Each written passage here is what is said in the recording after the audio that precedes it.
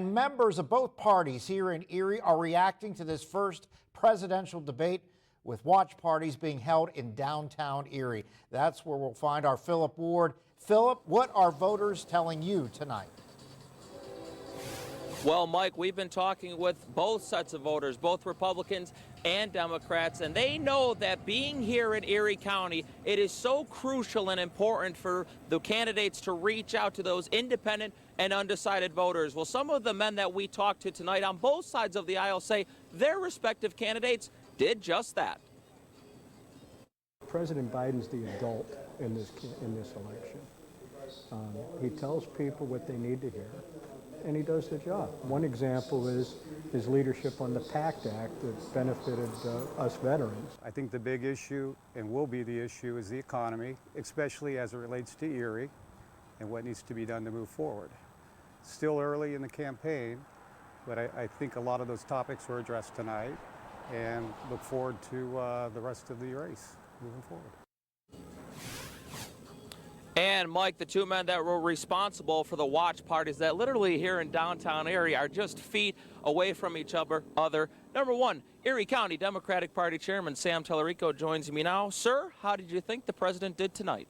Well, a lot of the post-debate discussion is focusing on optics, and optics are important.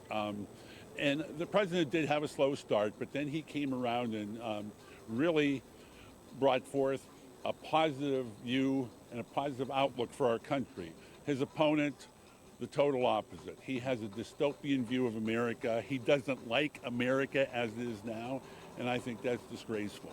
Former Erie County Council Chairman Brian Schenck joins me now. You had a Republican watch party over at Calamari. Sir, same question goes for you. Former President Trump, what'd you make of his performance? Of course, I would have my own opinion on this. You know, we knew what we were coming into when we had this. We knew Trump was going to be well-oiled.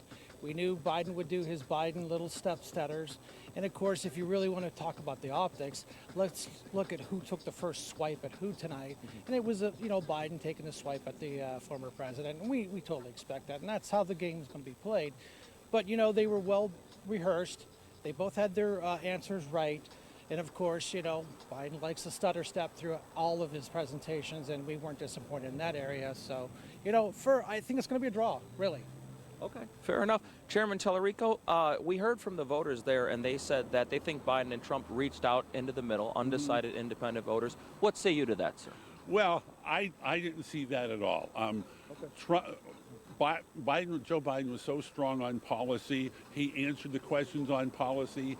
Trump they had to go back several times and re-ask the questions about policy, and Trump refused to answer. Number one, on Roe v. Wade, he had no answers. He's satisfied with the status quo.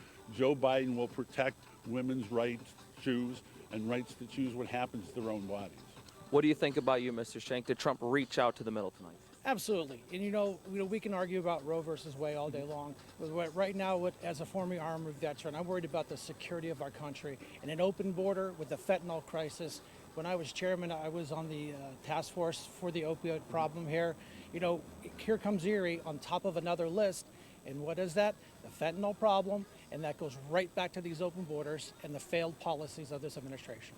Gentlemen, thank you very much. Really appreciate your time tonight. All right, Mike, we're going to send it back to you in the studio. Remember, the second presidential debate comes up in September, but the conventions are coming, and it starts in July. Next month with the RNC, we'll have total live coverage of that, as well as the DNC in August. All right, Mike, from live on State Street, I should say, Philip Ward, Erie News Now.